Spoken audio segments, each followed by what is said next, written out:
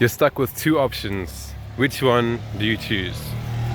Now, how you approach this problem is dependent on how big the options are, how big the decision is.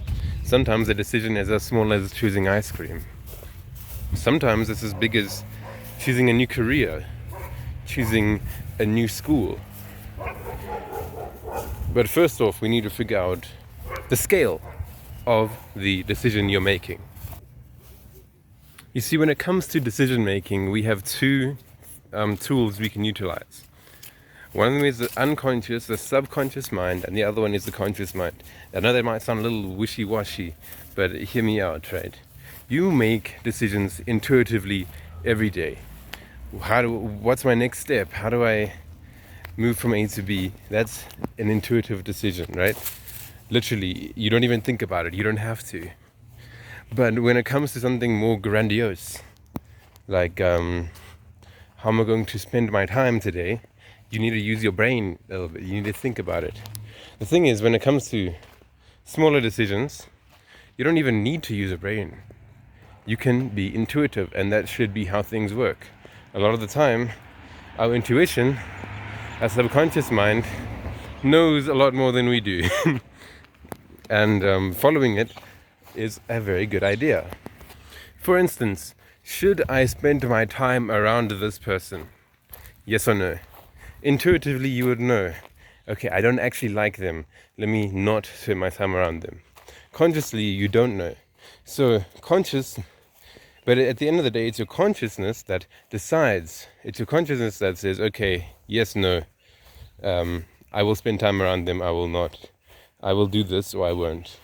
That's why your consciousness is your tool for change, but your subconsciousness is your tool for whichever direction you are going in.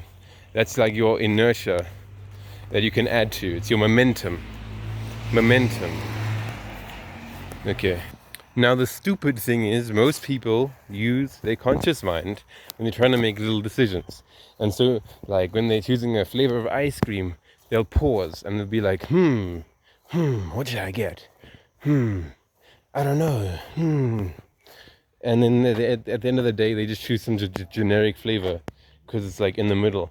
Bro, just for those sort of things, you don't even have to think. You shouldn't have to think. And so don't think. Rather just intuitively decide and move on. In fact, even for medium-sized decisions, you don't even have to think about it. You shouldn't have to think about it. What am I going to do for the rest of the day? That can be very intuitive. If you set yourself up right, say, you can be like, okay, yeah, of course, I need to work out. Why not? You know, oh, of course, let's read this book. Of course. Let's go talk to this friend. That intuition should come out easy peasy. Of course, why not? It's natural. Okay. Here's where the kicker comes in though. Big decisions. Big things. Going to a new school. Changing country. Traveling to Greece. Or China or something. Where do we go? How do we treat those? Mr. Amazon, what was his name again? Jeff Bezos, right? He says you only need to make 3 decisions a day. Big decisions for your company. That's what he does, right? That's his shtick. When you use your conscious brain, it takes a lot longer. You go through a lot of a lot of different pathways in your brain, and it just takes a lot longer to find the right one instead of your intuition really just knowing the way to go. So when it comes to these big things, you weigh the pros and cons, you think about it, is this right? And then you know what? You stop. Because still, in this moment, your intuition matters more than your conscience. Let me get this like through your brain, right? Your conscious mind is equivalent to, I don't know, a goldfish. your your subconscious mind is equivalent to a supercomputer. It's that much, like that ratio. That's what it is. All you need to do is put in the right inputs of your thoughts, make yourself care about the decision, put it in, think about it, think about the pros and cons, okay? Then you stop and you come back later when you've let the decision simmer in your mind, keeping it at the back of your mind the whole day. And when that happens, you go up to your piece of paper and you're like, man, what do I choose? And you literally write down the answer.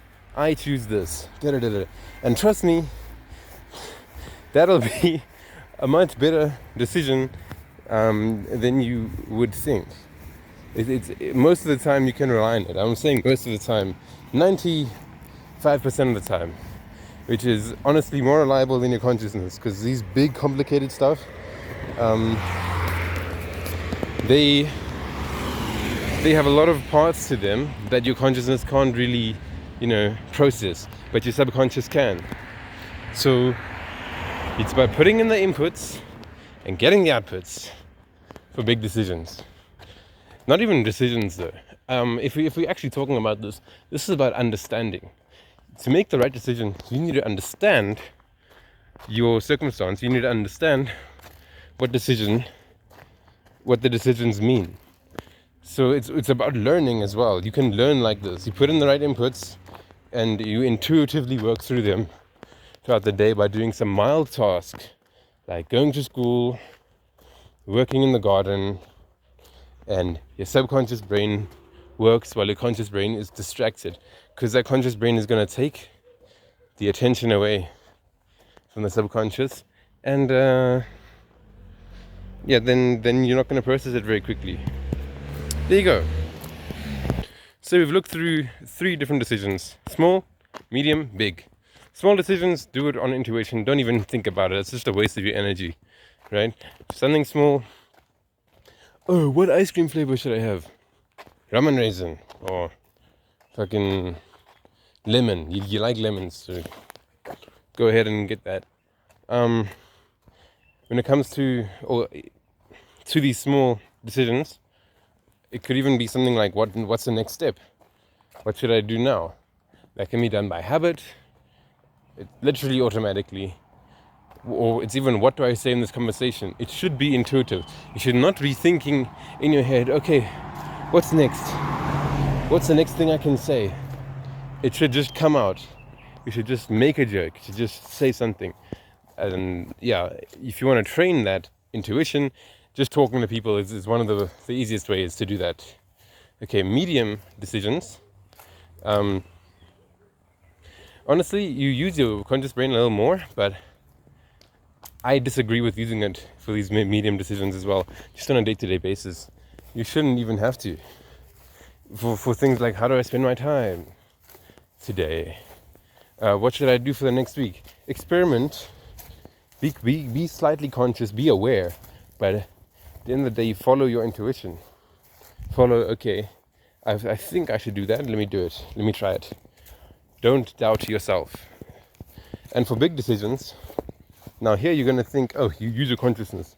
You have to think logically. You just only have to. You use your consciousness to assess the situation, be aware of all the intricate parts, and make it so that you know it's important to you, that this decision is important to you. And then you let go, you do something else, and you let this decision foster in the back of your head. You let the subconscious take the reins, because your consciousness is extremely slow, and it's not going to get you anywhere quickly. It's not going to get you to make a decision based on understanding. So do something else. And caveat here, make sure that the something that you do is not like TV or YouTube, mildly stimulating, not very stimulating. And then you're going to come back and you're going to bat it out. Okay, what decision am I making now? I'll make this decision. And if you still can't get that right, you can even wait even longer. If it's a very, very big decision, wait even longer and then write it out. Okay, I'm making this. Most of the time that decision is better than you would have gotten in the same time period if all you did was consciously think about it. So those are the three things, 3 decisions. Sorry, this video is a bit all over the place. Yeah, haven't done it in a while, but happy days, man. Remember, you are responsible for everything that happens to you, whether or not it was your fault.